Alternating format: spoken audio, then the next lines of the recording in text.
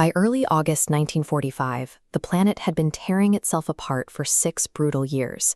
In Europe, the fascist machine had finally collapsed, and Adolf Hitler was dead. Relief flooded the Allied nations. Millions poured into the streets of London, Paris, and New York, finally able to celebrate the end of a nightmare. On the other side of the world, these celebrations were meaningless.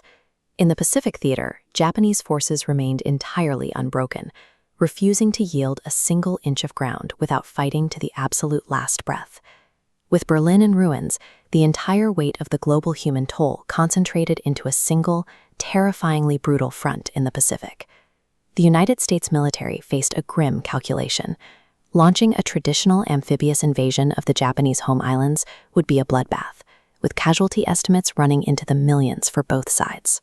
To avoid immense losses, American leadership authorized an alternative, bypassing coastal defenses by dropping a catastrophic new weapon born from a top-secret science program. The Japanese military code treated surrender as a fate far worse than death. Breaking that absolute resolve would require a display of destruction unlike anything humanity had ever seen. On the morning of August 6, 1945, a single American bomber arrived over Hiroshima. In an instant, a blinding flash of light turned the entire city into an expanding orb of fire.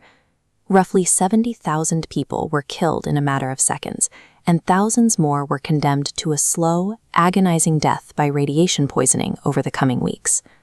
Yet, when word of this destruction reached the high command in Tokyo, the military's top generals still refused to capitulate. City-erasing destruction had failed to shatter the military's pride. Even as the casualty lists grew, the leadership in Tokyo remained committed to the fight.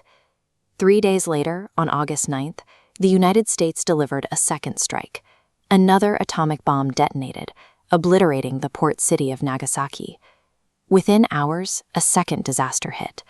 The Soviet Union abruptly tore up its neutrality pact with Japan, declaring war and sending over 1 million mechanized troops pouring across the Manchurian border.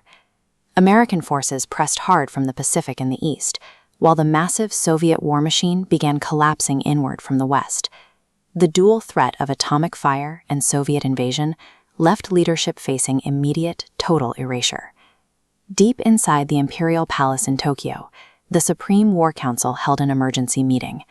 Even as their cities burned and Soviet tanks advanced, hardline generals argued fiercely to keep fighting.